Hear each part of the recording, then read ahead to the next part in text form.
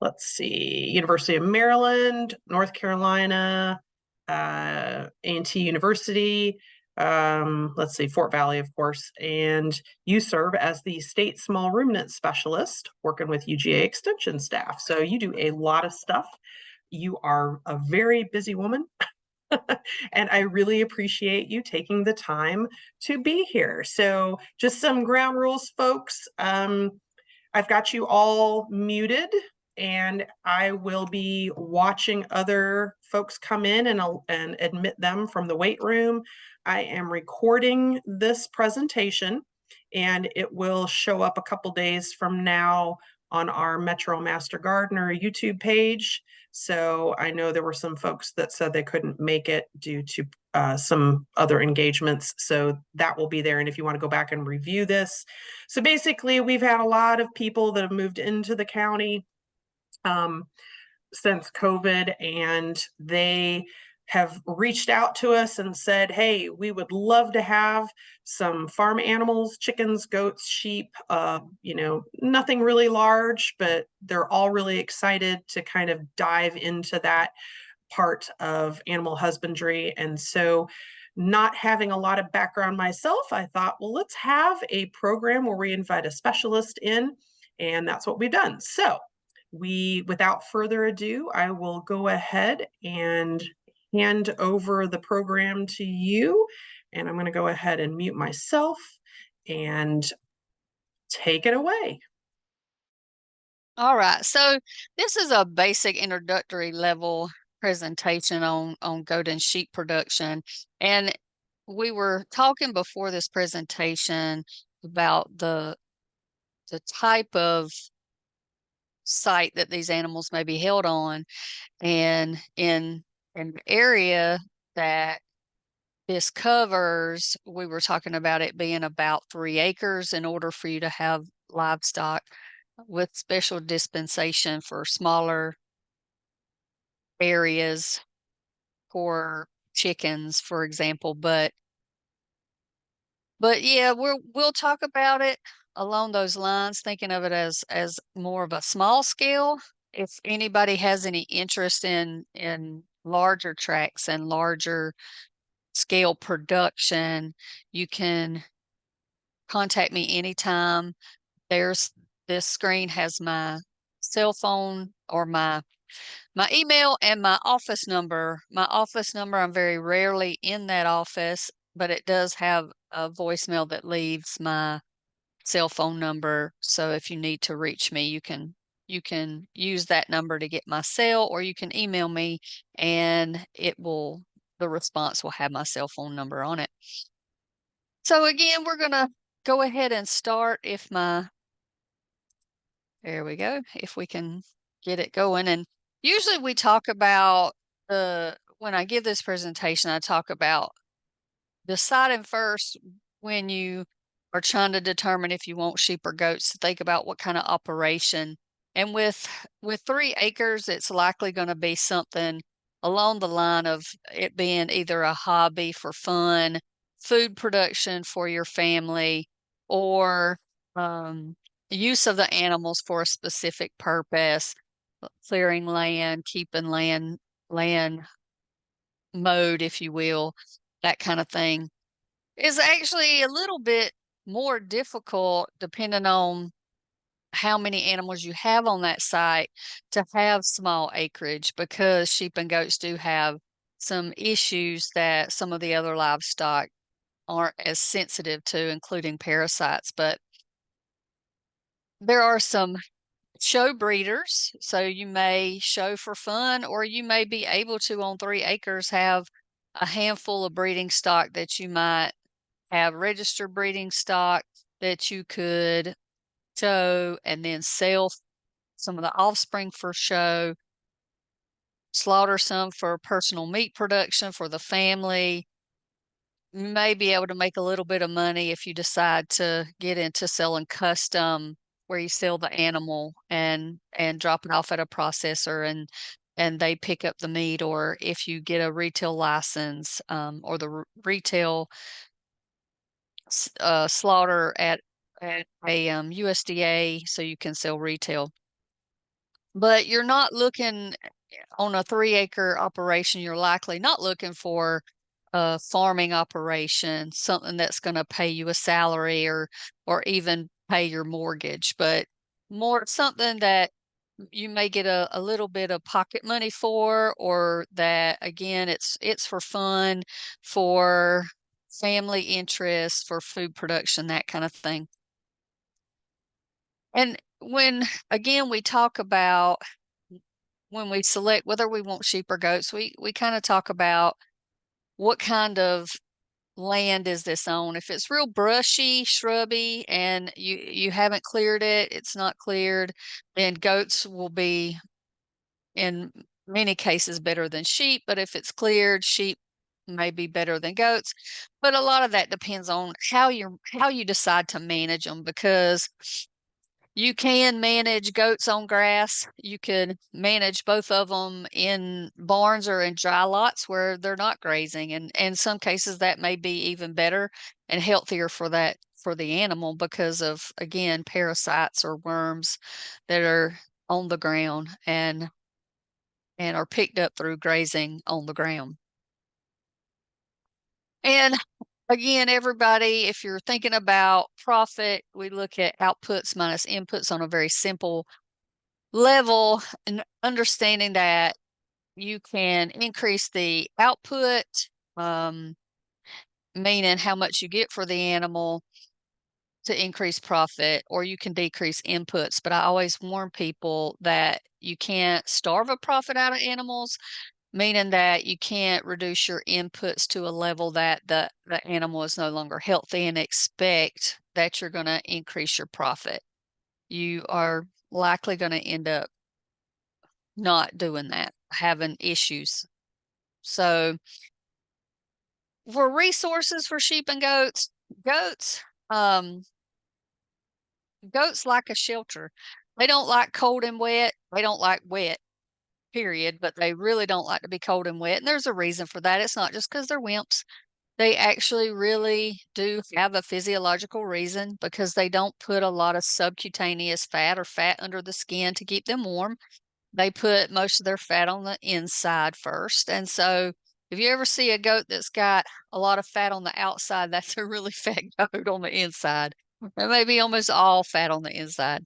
But that makes it harder for them to stay warm, especially when they're wet and cold. And so they do like some sort of shelter, and they prefer a shelter versus just maybe in the woods, which some people, sheep could probably deal with just having some woods for shelter and shade, and cows definitely can. But you may have regulations when you're in a city. You may have regulations for having to have, uh, along with a certain number of acres, they may require that you have housing for the animals. And so you would want to look into that as well. So looking into what you have available, the capital that you have available, that'll determine somewhat not only what species but what breed that you choose and what type of operation, whether you want it to be milk for goats, although there are milk in sheep and it's actually really good milk. So if anybody wanted a specialty type of product, sheep milk cheeses are really, really good apparently. Um, and sheep's milk is really high fat. It makes really good creamy items. And so, but then dairy goats are growing in popularity, and there are some smaller breeds of dairy goats that, like pygmy Nigerian dwarfs, they're pygmy goats or meat goats, but Nigerian dwarfs are pygmy size. They're smaller, and so are better for smaller acreage as well, and easy to handle for the most part. When you decide what animals that you want to try to buy them buy healthy ones and buy them from people that are raising them in a situation very similar to what you want to raise them in, or less intensive. So if somebody's raising them on pasture with very little housing and very little feed, grain feed, um, and you want to put them inside and raise them inside, that's okay, but vice versa may not be. So if you raise them, or if you buy them from somebody who raises them mostly inside and they're fed to the T's, and then you decide you're just going to throw them out in pasture and let them go, they might not do well in your system.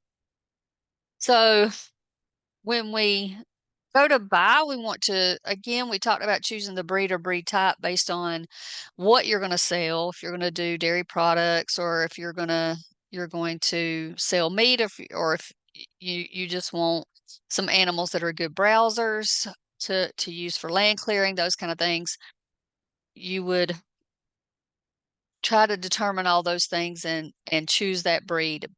You want to make sure that you buy from reputable breeders. It's difficult to end up with a good situation if you go to a sale barn. Sale barns are necessary. We do need them, but I just say beware. If you're going to buy animals from sale barns, understand that the animals are grouped together, and an animal that is healthy when they go into the sale barn could still be exposed to something that's very common that they have never been exposed to before. And if your existing animals have never been exposed to it, then they could bring it home from the sale barn and you wouldn't know. That's one reason why we tell people to quarantine, even if you're buying from a reputable breeder. You try to quarantine for 30 days to make sure they don't get something that your animals don't already have, or that they don't, I say pop with something, that they don't um, get something and start showing symptoms of it before you put them out into where you're going to have other animals. So you can decide if that is something that you want to deal with or not. For example, this is a picture on the right hand side of the screen of a abscess that's typical of caseous lymphadenitis, or CL. And that is something that is highly contagious. It's mostly external abscesses in goats. There are more external abscesses in goats, rather not, but they do have some internal ones. In sheep, it's mostly internal, but it's definitely something that you don't want to have to deal with. If you can avoid it, you can manage it. Then there's very common issues like sore mouth in this bottom right hand that is, again, highly contagious and is zoological. So you can get those blisters on your fingers, and it's apparently very painful. I had a student who got it not from the university, but from her own animals. And she said it's very painful. And again, something that's manageable. You can deal with it, but you don't want it if you don't want to get it on your farm if you don't already have it and dealing with it. And then foot rot as well, something that you really, really don't want to have to deal with if you don't have to. So looking for those kind of things, looking for pink eye, again, something that they can get that's not fun to deal with.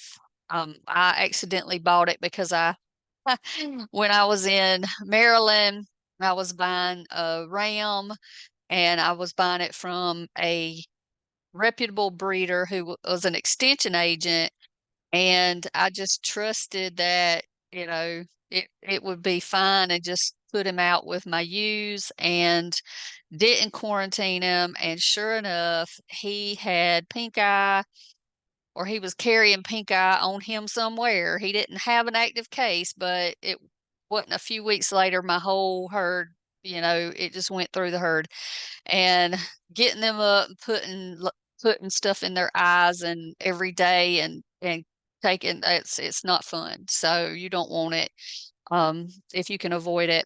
And then there are abortions and reproductive problems. I have a farmer that I'm working with now who has goats, and he bought his first ones from the sale barn, and he's had a little bit of pink eye, and he just recently, his doe kids, um are having late-term abortions, and it is likely chlamydia because it's late-term abortions in doe kids, and that's fairly common.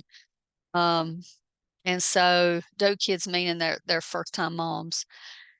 So it's not something, and he would warn people about going to the sale barn. I tell people if you buy from the sale barn and really knowledgeable people who understand animals can do it. I knew a guy who was a show breeder and he still bought from the sale barn, but he had a separate barn, a separate farm, a separate feeding. Everything was totally separate.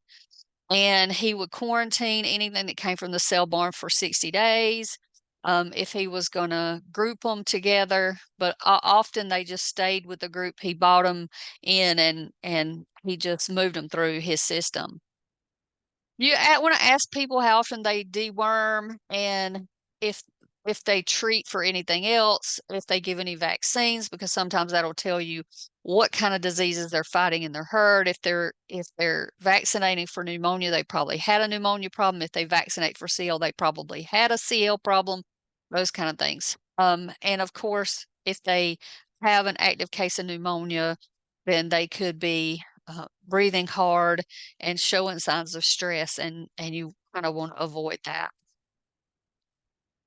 And just if you're going to breed, we tell people to make sure that you're selecting breeding stock that were born and raised a twin or a triplet. It depends on what you want. Some people don't like triplets or quads because they're smaller when they're born, and some of the mothers can't raise them, and you may lose them, and then they're always way smaller than if they were a twin. But it's important to select for twins because you want to have two, because the second one is usually where you're going to get your profit, or gives you extra money or grows your herd a little more if you're having twin females. You want to choose ones that don't have to be dewormed. Often I say for females, I personally would only want ones that were dewormed once, and that's when they're young and under that high pressure and high susceptibility to parasites. For males, I wouldn't even want one that ever had to be dewormed, but was exposed, maybe deworm once if they were in a really, really bad wormy situation. So, but it really is a genetic thing, this parasites and susceptibility to parasites. So we want to make sure that we are getting breeding stock that have some resistance and not susceptibility to worms. And if you're raising for meat and growth, then looking at weaning weights and doing that on a level playing field. And I can tell y'all more about how to do that if you're interested. And we can go into more detail at another time. We look at performance records. This is a set of quads. This was the first set of quads I dealt with. That was at University of Maryland Eastern Shore. And you can tell she was not in a body condition score to raise newborns. And so we ended up taking two off during the day. We would switch them, two in the day and two at night. So she raised them, but only two at a time. So, and with all the feed she wanted, she got fed really well. But we want to look at those kind of things. We want to check the teeth. They don't have teeth on the upper part of their mouth. They just have this hard palate, and you want to make sure that the lower teeth match. And you can age animals. You can age sheep and goat by their teeth. So make sure you can look in their mouth when you buy them and make sure they have teeth, because I have known people to buy from the sale barn animals and they get them home and there's no teeth. That means they're really old. So, and you can age them, and again, that's something you can look up on how to age sheep and goats by their teeth. You can also age cattle and horses by their teeth if you're ever interested in that. When you're looking for a breeding stock male, his testicles should be a good size for his age and weight. You can kind of look on what that might look like. You want to make sure there's no lumps and bumps in the testicles, that there's two of them and they're round and firm, and no hot swellings or bumps, again, lumps. Again, good records and good confirmation. So you could do a whole presentation just on confirmation and selection of animals and how their top line should be straight, their hips should not be too steep, their legs should be straight but not too straight, those kind of things. Again, looking at those things, especially if you're going to buy registered animals, make sure that they meet the breed criteria for registration. And if you're going to do show animals, it's even more important to look at what the shows are looking for and if those animals have that, so that hopefully they would pass those on to their offspring if you're going to breed them. And again, quarantine to make sure that you're not passing things along. This is what a healthy animal looks like. Most of you guys have probably seen it. I mean, if you have dogs or cats, you know when they're just off and not feeling well, and it's the same thing with sheep and goats. And you get to know your animals, and you can tell when they're not feeling well. You can look at their a healthy coat, slick. Obviously, lambs, these are actually hair sheep lambs. So sometimes hair sheep, and this bottom picture of this black face animal, this is actually a cross between a hare and a wool sheep. So even though this hair coat doesn't look too swift because she's shedding out, is actually a very healthy animal. And this is a good picture of why sheep hate goats, because you can see this goat would always jump on top of the sheep to try to get out of this pen, and she could. So we had to take her off this study. We would bring them in and take a poop sample, and check their poop. And that's all we did was take a poop sample, but she didn't like it. So she would jump on the sheep and jump out if we tried to catch her. So we just had to not try to catch her. These are signs of animals that don't feel good.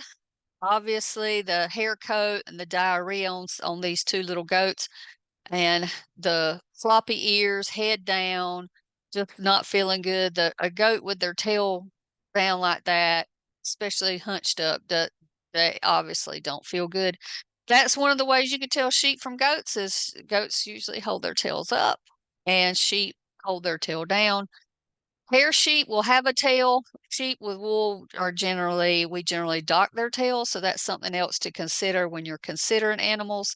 If you get a breed with wool, you're going to have to shear them. If they're a breed that's mostly for meat, like this black face animal, their wool doesn't grow as fast. As a general rule, you can get away with probably once a year shearing if you are wanting to raise something for wool and do some spinning and all of that good stuff and knitting or whatever you want to do or sell it, then you would need to likely shear twice a year. And they need really good nutrition in order to have good wool. So that's something else to consider. They don't do well in really hot areas. Some breeds, wool breeds don't. There are some that are raised around here in Georgia, even in South Georgia, but there are specific breeds that are better. These again, symptoms of problems or issues. A lot of times the last one's coming up. If they're just dragging, they don't feel good. If they're limping, it takes them a long time to come up. If you feed them grain and they don't come running, that's another sign they just really don't feel good. So definitely to look out for those if they're off by themselves and away from the herd or flock. That's another. So keeping records of who's who, if they all look different and you can name them, you can name them, but otherwise you might want to ear tag them and be able to keep track of them, keep track of their health, keep track of when you treat them. If you're going to eat them, you definitely need to keep track of treatment so that you can watch out for withdrawal periods. So keeping records allows you to see who are the good mamas and who are ones that might need to be replaced with some younger animals, those kind of things. Good water is super important, not just good water, but I tell people that it needs to be a little warmer in the winter and cooler in the summer in order for them to want to drink enough, and in order to produce they need to drink enough. So in order to milk for their babies, or for you, in order to grow, they're going to need to drink and eat. And good nutrition is going to help support their immune system, help them fight off diseases, help them fight off parasites. And so looking at their body condition score and making sure that we're supplying them what they need for proper nutrition is important. And I say you have to get your hands on them, but if they've got a slick coat, sometimes you can tell. If it is super apparent, even if they have a woolly coat, they're probably super skinny or super fat. So generally you to get a really good body condition score, you need to touch them. This they sheared so that you can see really well. This is obviously a 1. We score them on a scale of 1 to 5. 1 is a walking bag of bones, skin over bones, and 5 is super obese. We want to at least look at their backbone and ribs. So we look at the backbone on the top and the side of the backbone, between the last rib and the hip bone. So we can feel the backbone. We can feel there should be a muscle laying right along the side of the backbone on both sides, and then we can feel over the ribs. And if our hands, when you run your hands down their ribs, if your fingers easily fall in between the ribs, they're definitely way too thin. This gives another idea of how to do that. An animal that's almost flat across the top is in a very good body condition, maybe even getting into the too fat scale. We want to really stay, I like to stay between a 2.5 and a 4.5. Some people say 2 to 4. It depends on, again, your situation. Obviously, if you have a petting zoo or you have people who are going to see these animals on a regular basis, you want to get them more towards the 3.5, 3 to 4, 3.5 to 4.5. For their health, you don't want to get much any more than 4.5. Not saying that, and I'm just saying I had a ram that had a heart attack because he got too fat, and that's probably rare, but and I've heard of really expensive boar goats that had a heart attack because they were too fat. So you don't want to get into too fat for their own comfort too, and their own and their health. But you want them to be in good body condition, especially if people are going to see them or you're using them for interactions with the public, goat yoga, whatever. You want to make sure that they're in good body condition score. This is examples of some of those. Again, I say you have to get your hands on them, but if you look at this you can see the backbone, you can see the backbone is prominent, you can see the hip bone. It's harder to see the ribs because she is a sheep with wool. She does have wool, but you can tell that she is likely at a body condition score of 2. And then this is a very slick coated hair sheep, nice looking, at least a body condition score of 3.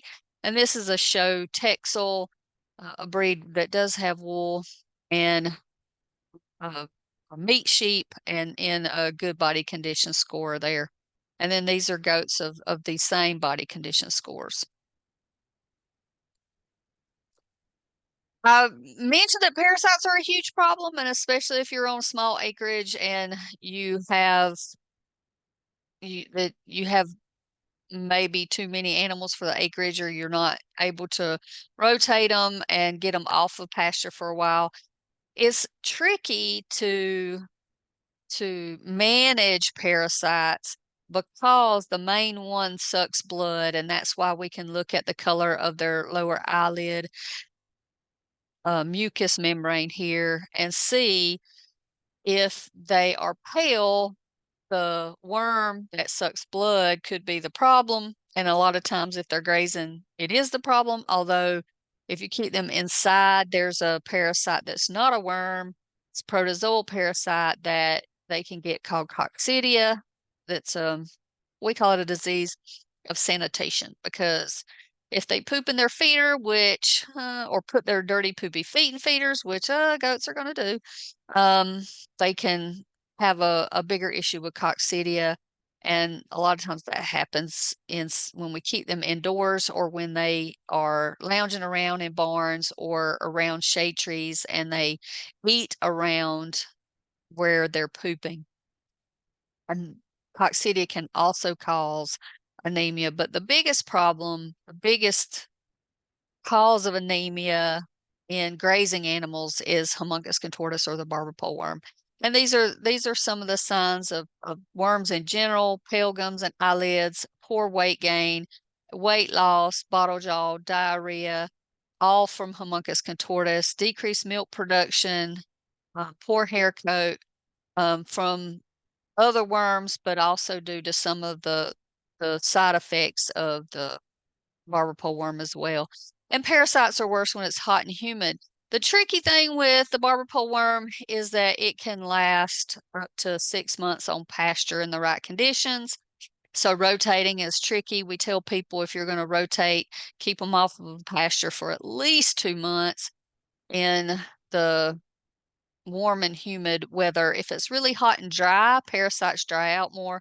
The poop dries out faster, kills the larva. I mean, and so you could come back a little sooner than that, but that's assuming that if it's hot and dry, that you actually have pasture for them to graze.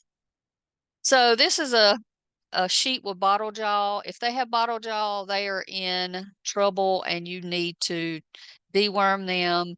And if you think it's not due to just Homunculus contortus, if there's a coccidia issue, and they've lost a lot of weight and they're losing a lot of blood, treat for that. There's some more pictures of different bottle jaw. The side and window deworm, if they're pale eyelid, this is the FAMACHA card, and it kind of tells you would treat when they have a FAMACHA score of a 4 or a 5, maybe when they have a FAMACHA score of a 3, 1s and 2s, this eyelid color are okay. And we teach a whole class on this.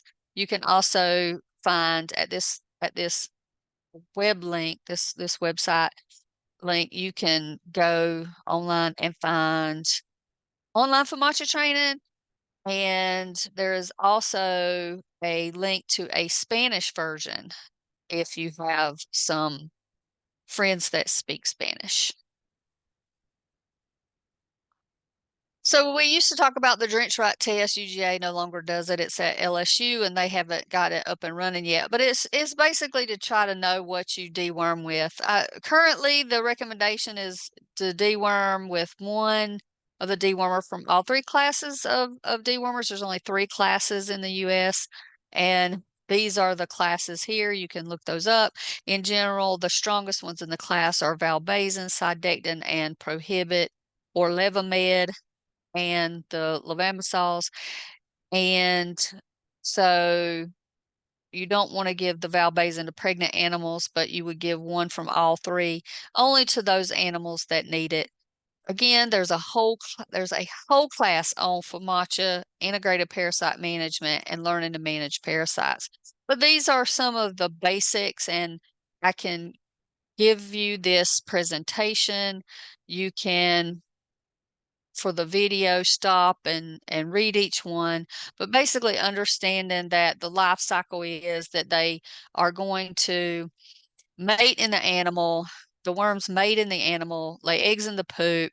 The larva from the first 2 stages, L1 and 2, are in the poop. L3 develops in the poop and comes out and can migrate up the blades of grass, and that's the infective stage, that L3. And this is primarily the barber pole worm, but there are others that have this kind of indirect life cycle as well. So the most of the worms or the larvae are in that first 2 to 4 inches of grass, and so you want to graze above that.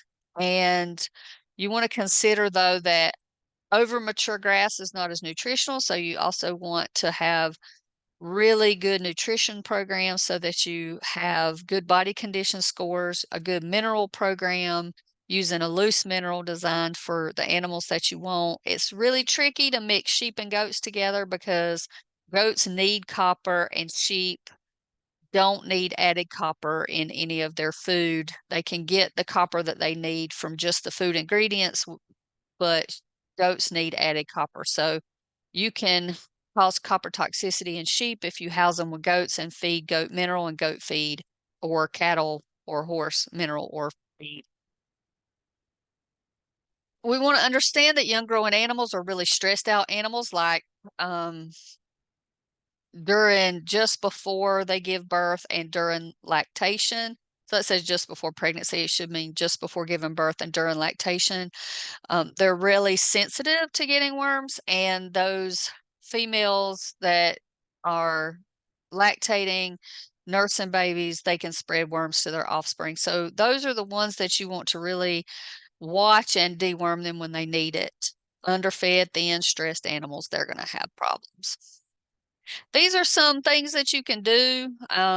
Obviously, if you're in a small 3-acre pasture, it might be more difficult to do some of these things, but you could break them up if you're only going to have, we say 1.5, well, we say 2 to 5 animals per acre, but you want to maybe have some room for being able to rotate those, but also understand that, again, for nutritional purposes, you don't want the forages to get over mature, so you want to make sure that you have a way to cut those pastures if the animals can't keep up with them.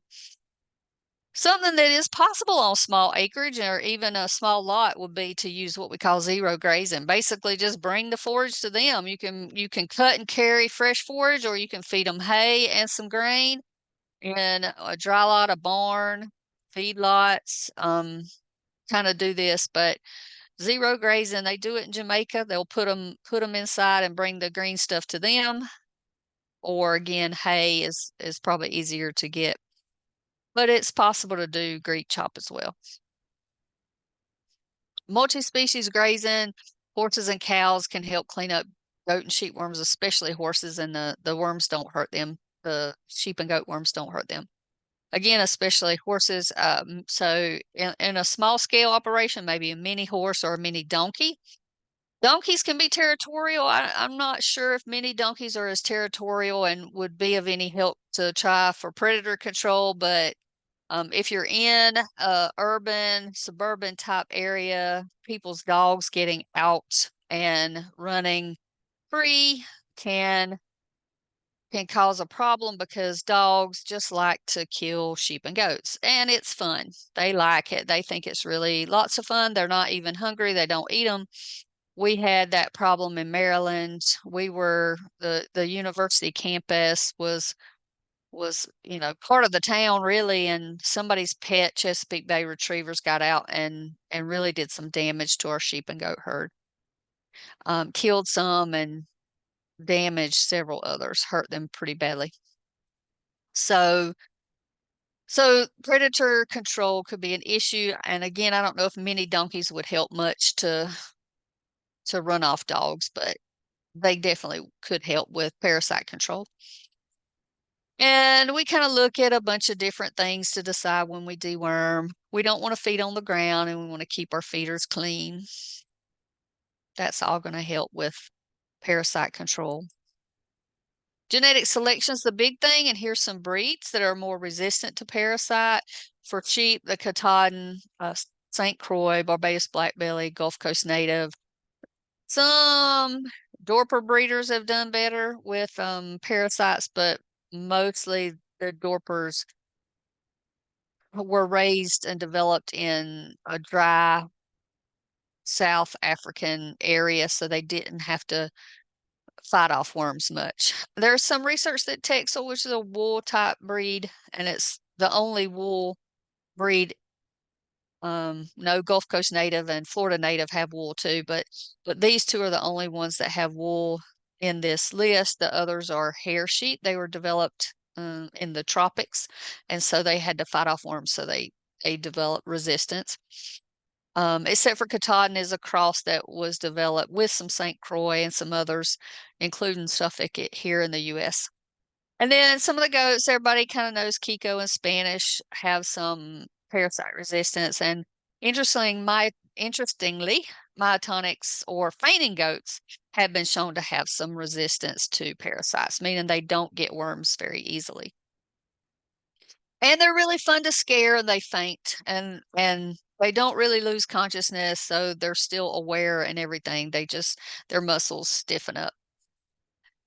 So some people will have those in petting zoos because they're a small breed and it's interesting.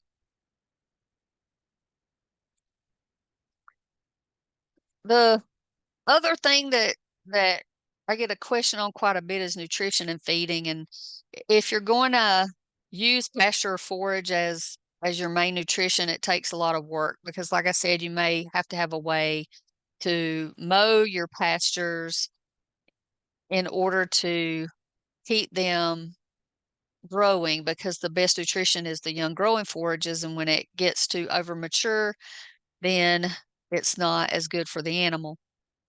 And you can allow weeds to grow up that way as well. If you don't keep your forage base healthy, weeds can grow up.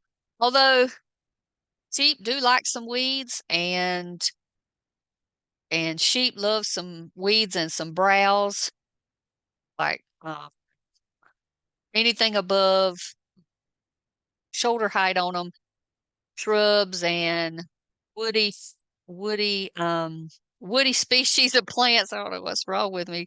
And some forbs or weeds like pigweed, those kind of things. And you can plant some things. There are sun hemp, some cowpeas. They like some of those things, sheep and goats. But a lot of times, depending on the time of year and the maturity of the plant, that can be deficient in energy or calories. And most of the time, you're going to have to supplement. I mean, if you think about it, any person who's had twins will tell you that twins are not low input, and sheep and goats should be having twins. That's normal for sheep and goats. And so they're going to need some good nutrition.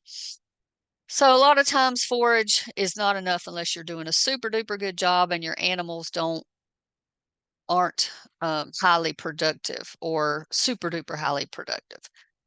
So there are some tips of when to supplement before breeding to increase the chance of multiples, young growing animals, late pregnant and lactating animals, any animals under some stress that might help them, that feeding extra, especially higher protein, could help them fight off parasites. Again, sheep like grazing, goats are browsers. They are the most picky livestock species when you talk about food. They do not eat tin cans. Goats are super picky when it comes to their food.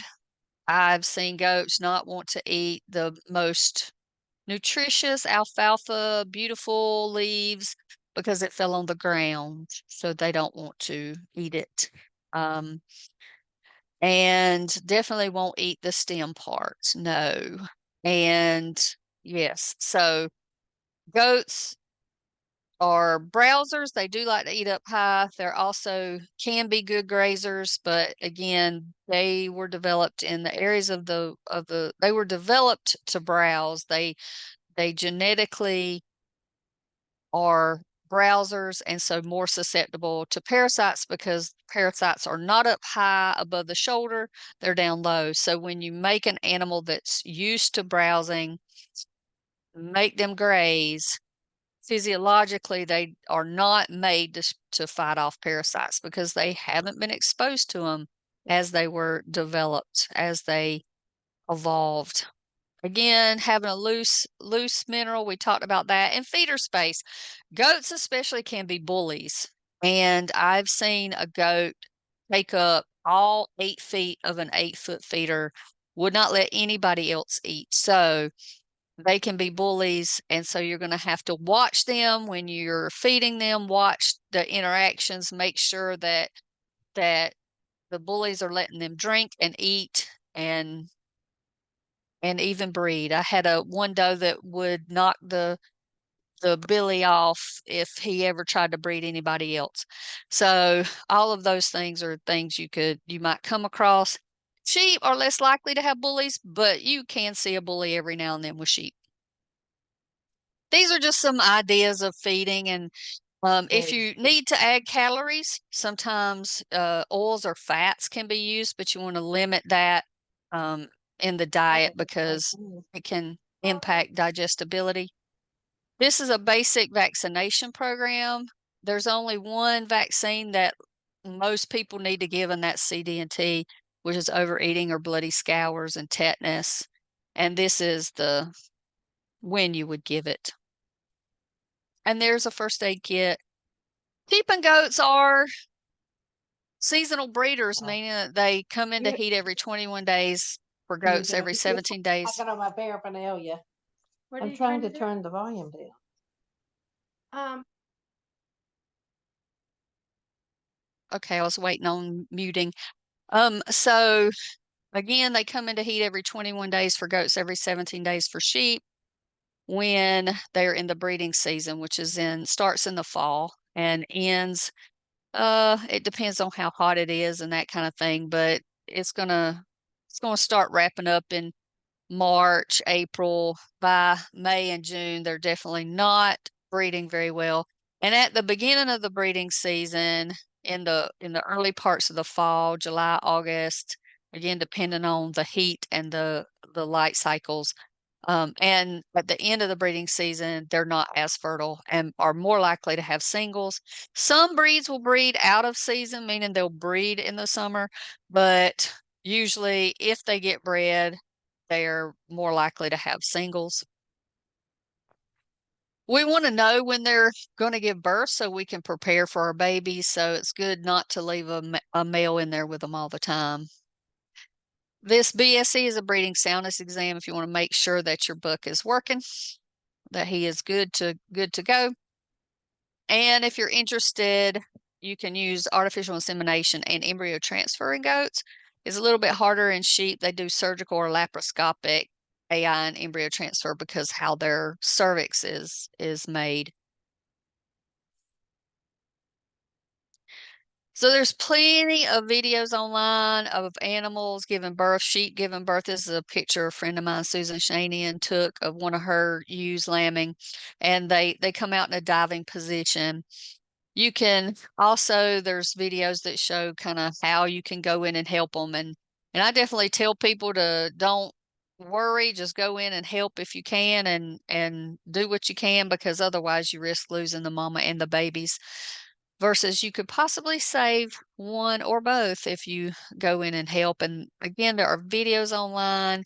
You can consult with a vet. You can call a vet if you have one that can come to your farm and help in a timely manner, those kind of things. But you do want to wear gloves when you're handling babies and the placenta, or even dealing with the after or the fetal fluids, because there are diseases that people can get.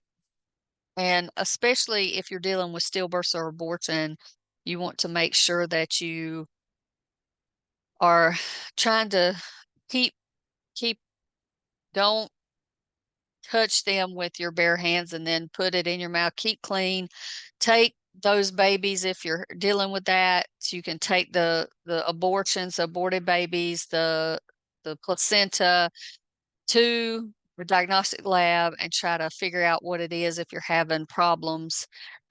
And again, just be careful, because there are some diseases that people can get that just make you sick, or that can cause abortions in people or reproductive problems in people if you get it. Some of them will just make you sick. So even if you're a man, you can still get sick from one that would cause abortions in females. I always tell people to buy the best male that you can find, because he contributes half of the entire herd. So every time you choose a new male, if you're keeping females to breed to your new male, you're increasing the impact of your choices on your female, on your entire herd, actually. And I always say to younger selected animals are your best genetics. So if you're selecting better and better, if you're breeding better and better, the younger ones should be the best, theoretically, unless you're buying a really, really good mature male from someone else to improve your herd. We'd say only keep the top 5 to 10% of your females, the top 1% or even 0.5% of the males, and castrate the rest. I say castrate because intact males will bother the mess out of everybody else. Even if you don't have, even if if you don't have females in there that could get bred, they're going to be mounting everything, each other, and they can fight and cause problems and hurt you. And so intact males, you don't want to pet their heads and push on their heads, and that causes them to get aggressive, even if it's when they're babies. And you want to be careful if you make pets out of your intact males, because they might not respect you and they can really hurt you. So be careful if you're dealing with your breeding males or males with testicles. And we don't want to keep problem animals if they have bad reproduction, bad conformation, bad health, or a bad attitude. That can also cause problems. I tell people this is a hard thing to do, especially if you just have a few and they have names and they're so friendly, is that you may have to make some hard decisions unless they are really all pets or a petting zoo. And then if you can keep whichever ones. It doesn't matter if they're ugly, as long as they're healthy. It doesn't matter if they don't grow good, all of that kind of stuff, if they're just pets. But in a production system, you may eventually need to sell some of those for meat. If they don't have good wool and you have a wool system, they might need to go for meat. If you can't get them pregnant and you're trying to breed them, then that might need to be meat, those kind of things. So if they don't have good milk, if you have a dairy and their babies are all male and you can't use them, then they might need to go for meat. So or pets, or wherever you want to send them, but they can't all stay in your herd, and they shouldn't all stay in a productive herd.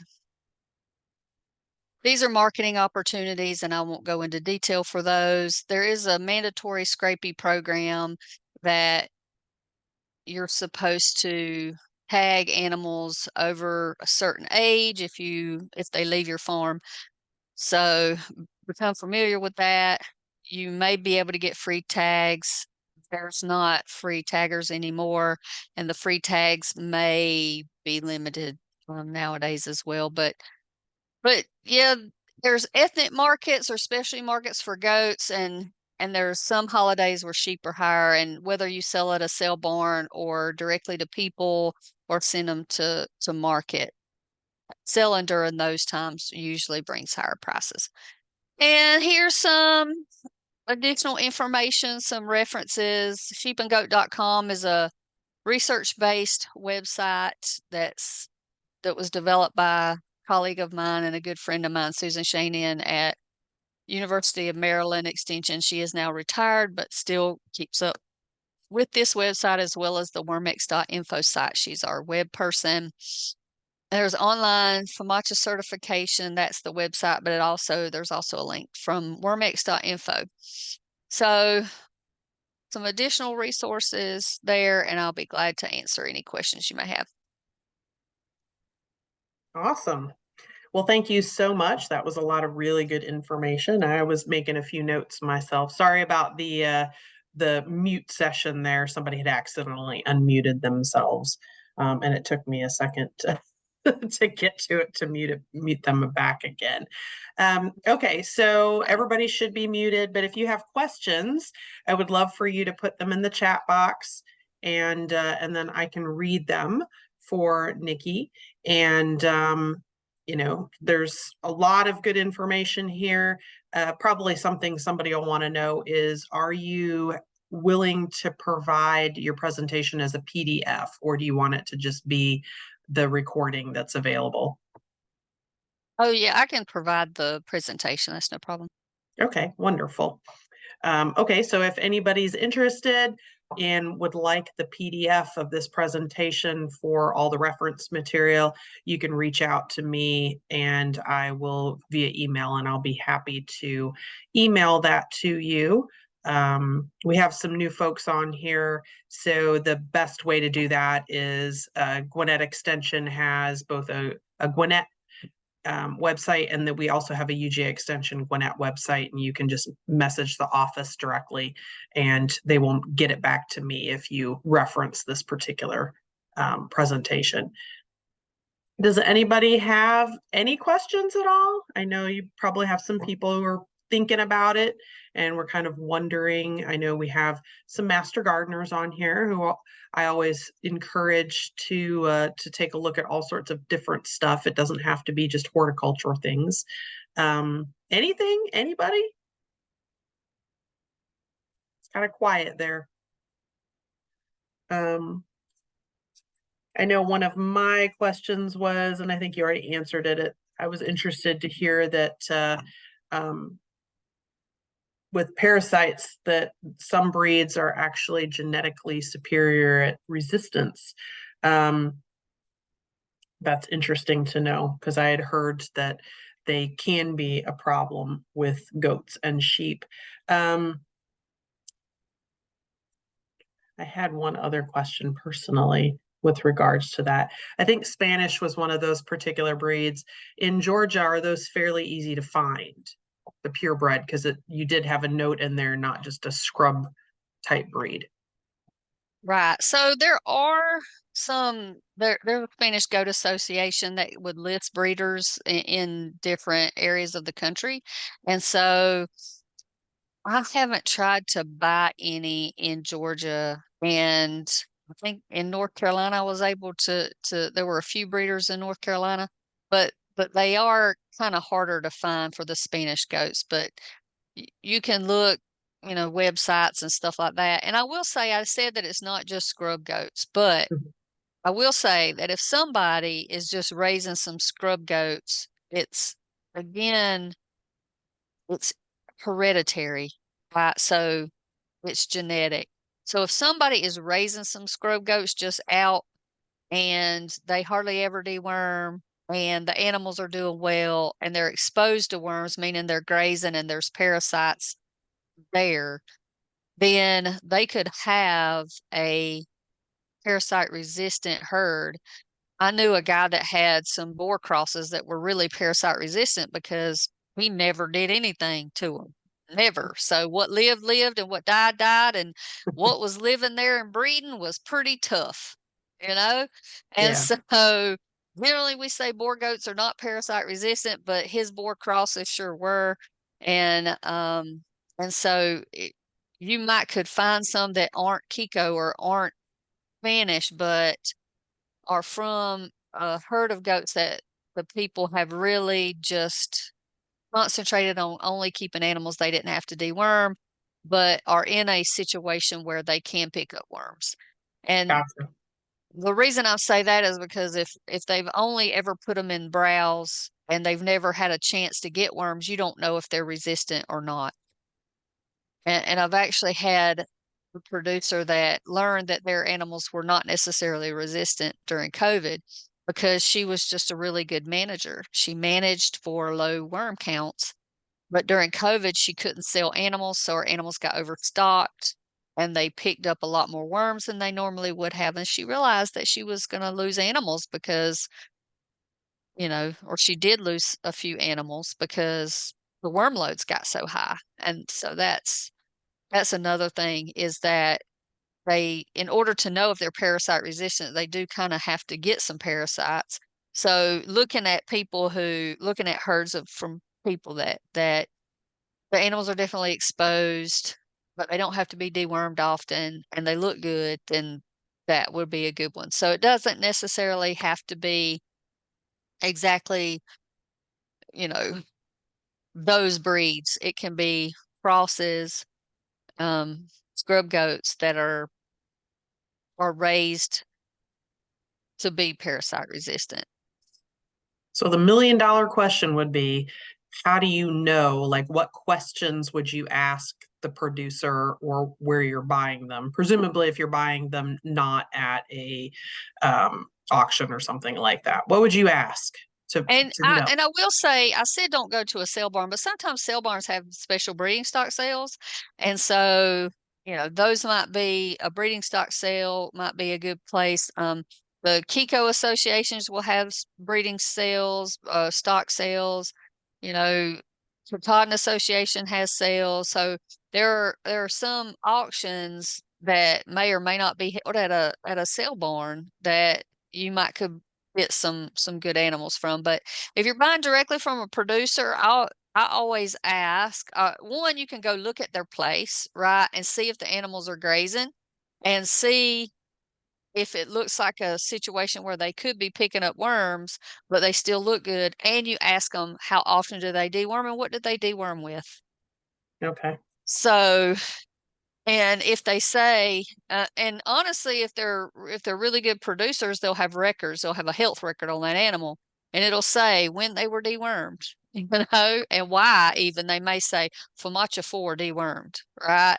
And so they're keeping records on if they even really needed to be dewormed, and they're not just deworming every 30 days because or every 60 days. So that's a good way to get have your worms be resistant or immune to your dewormers. And you don't want to buy animals with those kind of worms in them because that can spread to your farm and cause you problems. Because if the animals do get worms, then you don't have a drug that will help you to get rid of them. So with horses and some other animals, you do deworm regularly. Goats and sheep, you do not. What is a time period between dewormings that would be acceptable? Twice a year? I know your one slide said really you don't want ideally them to be wormed very often at all, meaning like once in their lifetime or something like that. But what would be acceptable if you were going to somebody's farm to look at their stock and you're looking for those particular, say, goats that are resistant? How often would you want them to be dewormed to have some resistance to parasites? Okay, so with sheep and goats, we don't ever want to deworm on a schedule, and you don't want to deworm everything all at the same time unless they need it. And if they need it, if a farmer has to deworm every animal that they have because they're all wormy, then their management is not up to speed, and they need to reevaluate that situation. And it can happen to anybody. It can happen to any kind of situation. You know, you may just have a really bad year for worms, and what worked in the other years for your management is not working now. And they need to, you know, we need to evaluate the situation. And so you may have to sell off some of your animals to get your stocking rate down. So we say with sheep and goats to only deworm when they need it. And how do we tell when they need it? We look at a FOMACHA, their eyelid color score. We look at the 5-point check. So we look at their body condition. We look at if they have diarrhea. We look at if they have bottle jaw, that kind of thing. And so, and you can, again, there's a whole training just for integrated parasite management, including that 5-point check and pasture management, how to rotate, all of those things that we just briefly went over tonight. So that's why I said if you ask, how often have you dewormed this animal, right? How often do you deworm your herd? If they say I deworm everybody on a regular schedule, that is, you are going to be buying some parasite or some parasites that are immune or resistant to your dewormers, because that is how you make worms resistant to drugs, is by giving that drug on a regular basis, whether they need it or not. So there used to be, vets used to tell people to deworm sheep every 30 days. And people tell horse owners deworm every 30 days. Guess what? We've got horses with worms resistant to dewormers. So the the same thing with cattle. Cattle, sometimes people will deworm cattle twice a year and we still are getting resistance to dewormers. And so if we keep on like this, there won't be any drugs that'll take care of any worms. And, you know, we're going to end up with genetically resistant animals because all the others are going to, you know, not do well. And so that's what I mean when I say, when you ask, how many times have you dewormed? How many times have you dewormed this animal? And so if they deworm on a regular schedule, that's actually not a good management practice. So that those animals may be, they may be carrying worms that are resistant to your dewormer, and that animal you would never know if they are resistant to worms or not, because you're not letting them ever get a chance to fight it off on their own. You're trying to always take care of it chemically. Does that make sense? Yes. Okay. Yes. So ideally if you go there and they're grazing their goats, and you ask them, how often do you deworm? And they say, well, we've had goats for 5 years, we've had to deworm once. That would be Right. acceptable. Yeah, that would be great. Or and then you may, for an individual animal too, like for that animal, like if you're going to buy a male, how many times has he has he been dewormed? And say he's young and he's only a year old and he's never been dewormed. That's super. That is super. If he's only been dewormed, that might be okay too, especially if they carry a heavy worm load and everybody else in their herd has been dewormed 3 times. Gotcha. So it's individual You to know what the I mean? animal.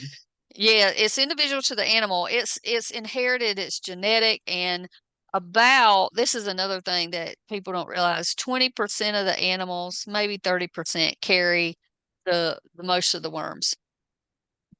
And Interesting. so if they just get rid of the ones that are the heaviest carriers, then you can do a lot in managing the loads that everybody else is getting and also the genetics of that herd, because you're getting rid of the ones that are the most susceptible to worms, the ones that are going to be carrying most of them.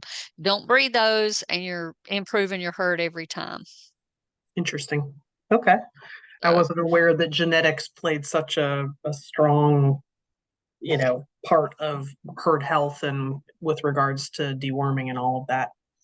it does, and it's there's more to it. It's part of their immune system. Their immune system's involved, and that immune system not just for parasites but for overall health. And so, it's not highly heritable. It's moderately heritable, but so is growth. So True. some of the important traits that we look at, the fact that we can select for it is a good thing. Yes. And resistance to parasite is one of those. And it's not as heritable in goats than in sheep, but it's super important in goats because goats in general are very susceptible to worms. In general, if you look at goats versus sheep, goats are more likely to get worms than sheep. Interesting. So, Okay. One other question. Let's say somebody, me wanted a couple of goats to help keep browse down on a hillside.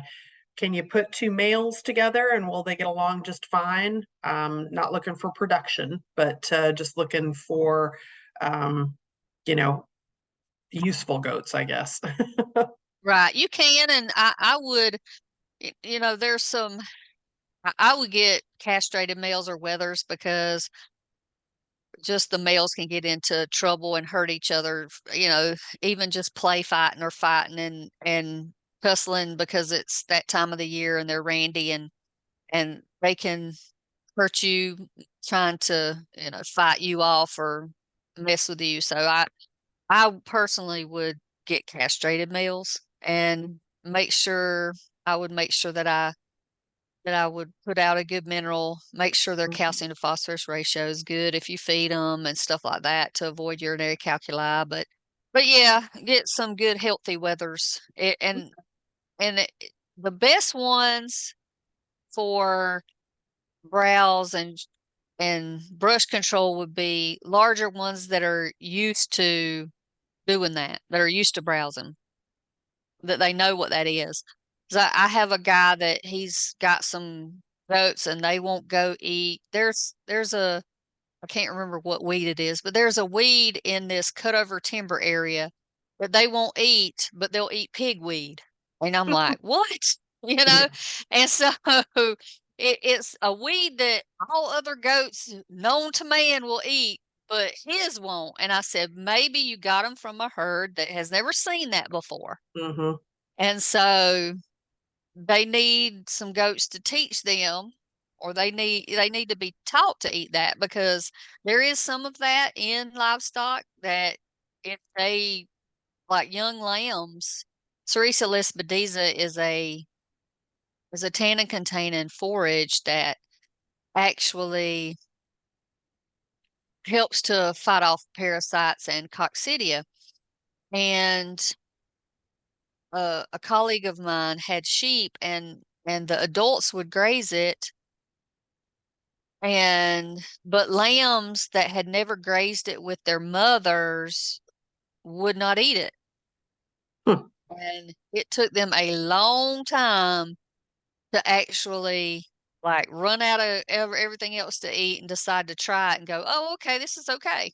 But Interesting. if the ones that were grazed in Cerisa lespedeza with their mothers ate it fine once you weaned them.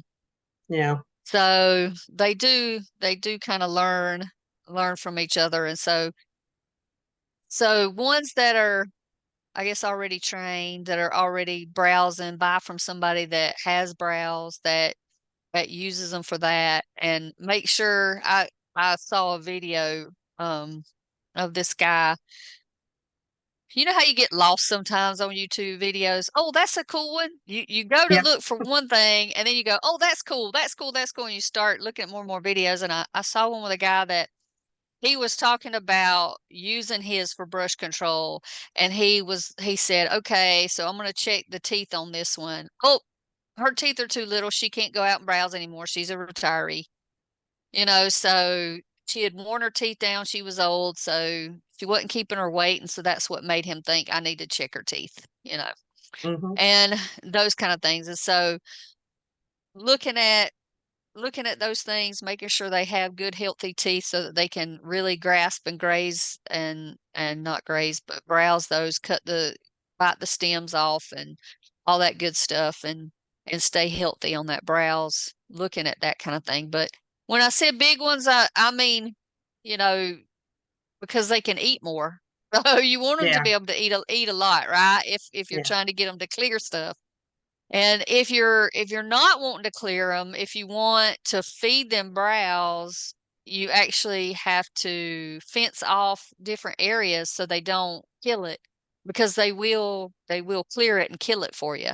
Even kudzu, this area had a bad kudzu problem, and I just put all of my breeding males together in this area, and after 2 seasons, they had killed major kudzu. The plant, I mean, oh, it was That's a good probably, thing. yeah, yeah. And so, Yeah. but if you wanted to keep that kudzu around for food, then you're gonna have to Mhm. rotate them off of it and let it recover before, anywhere from 20 to 50% of the leaf, depending on who you talk to. And you'd want to leave at least 20 to 50. Sometimes some people say 50, and I guess it depends on how fast you want it to grow back and what time of year it is, if they need to recover, as to how much you let them graze off of that. Another thing that's interesting, and we've gotten some calls on, I've had a couple companies that have goats, and you can contract with them where they'll put a temporary fence up, put the goats on English ivy or kudzu, or other undergrowth. What do you think of that? And what is the I know English ivy has some toxicity, but what do you think about grazing them on that? That's a big problem here in Gwinnett. And so some of those companies have started to, I've gotten ads on Facebook and some other places I've seen, if I start talking about English ivy. So that's a question. I'm curious on that. I don't know a lot about English ivy per se, but plants at different times of the year can be more or less toxic. Excuse me. And there's a, oh goodness, I forgot her name, but there's breeder, the Kiko breeder in Tennessee, who used to work for Tennessee State, and I hope she never hears this recording, because I can't remember her name right now. And I can look her up for you, and you can look up some of her materials. But I have seen her give presentations, and I think I've seen a recording of her talking about how she takes goats out and does this kind of stuff, and she restores stream beds and all kinds of things. And she will show a plant and she'll say, okay, this time of year, all of the toxicity is in the seeds. And if you'll look at this plant, they've eaten everything but the seeds. Hmm.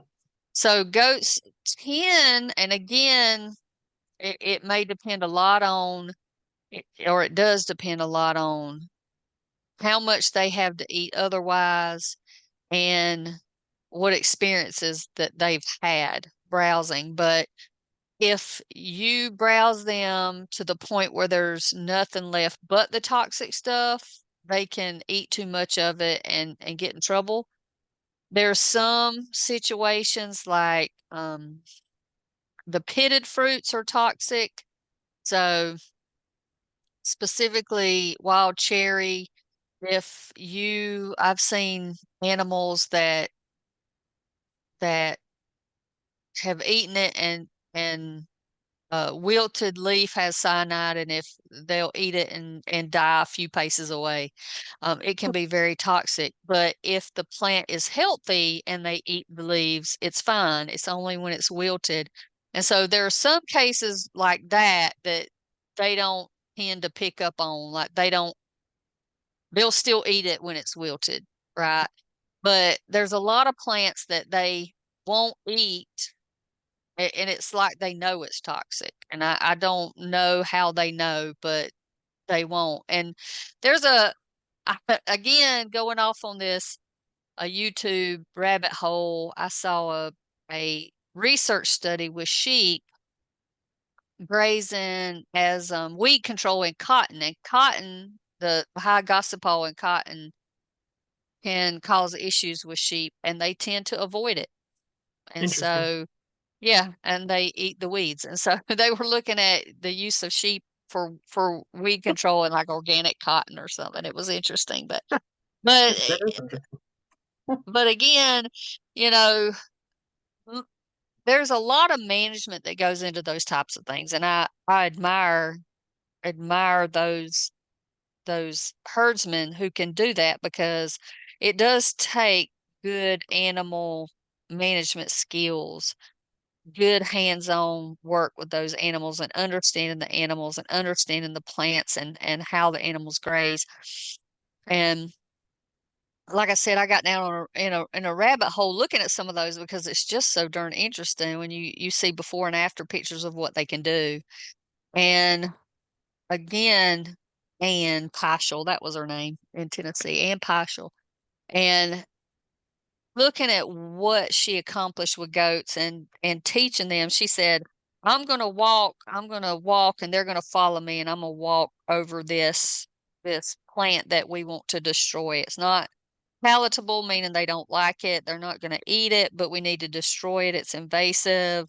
It's what these people wanted me to help control. So she walks over it, and then they walk over it. And then every day, well, they walk back and forth over that to get to the good stuff. And so they're cleaning out that stuff. And she showed all kind of stuff. It was just amazing. And there are a lot of videos online nowadays. Like you said, there's ads, but there's also videos on how to do it, and some things to look out for, and the best type of fencing to use. And if you're going to, some people will take so many goats that they can get a job done in 4 hours.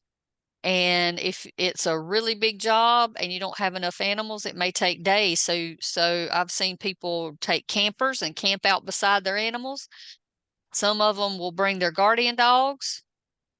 Some of them, if it's only for 4 hours, you can sit out there with them and run off any predators. So, you have to deal with if they're going to need water, depending on how long they're out there, and the weather, and how much water is in the forage itself. Mhm. So goats actually need a lot less water than some of the other livestock species. But so if it's going to be a limited time and it's not super duper hot and dry out and the forage is got some water in it, then you may not have to lug water. Otherwise, you are going to end up needing to deal with getting water to them as well. But a lot of different Okay. things to think about if you decide to do something like that for a business. Yeah. Okay. Well, interesting to know. All right. Well, we are almost at 7:30 and we've had a few folks peel off, but that was a lot of good discussion. And I really appreciate you taking the time to hang around and answer some of these questions. And this was really interesting. And so for those that are left, I put my email in the chat box. If you want a copy of the presentation, a PDF, you can hit me up via email. And I recorded this and it will be posted at the Metro Master Gardener YouTube channel that we have where most of these get posted. So you can check it out there if you want to go back and reference anything. And I think that's about it. And thank you so much. And you have a wonderful evening, Dr. Whitley. And I think everybody else is probably going to go have dinner now, me too included. So thanks for all this wonderful stuff. And, thank you so much. All right. Thank you for inviting me. Y'all have a good evening as well. Okay. Bye-bye. Bye bye.